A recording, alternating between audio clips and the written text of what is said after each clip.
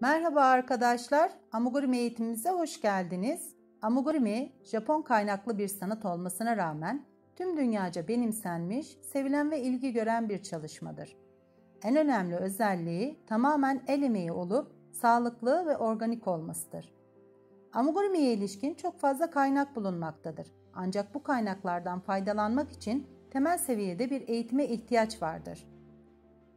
Benim bu eğitimdeki amacım sizleri ekran karşısında oturtarak sıra sıra takip ederek bir bebek örmeniz değil, temel terimleri, teknikleri, formül okumayı ve amigurumi'nin inceliklerini öğreterek yeni bir hobi ve beceri kazanmanızı sağlamaktır. Amigurumi ilk bakıldığında zor gibi görünse de sabırlı olur ve gayret ederseniz bu eğitim sayesinde rahatlıkla öğrenebilirsiniz. Sizlere en güzel ulaştırmak adına 40 derslik bir program oluşturdum.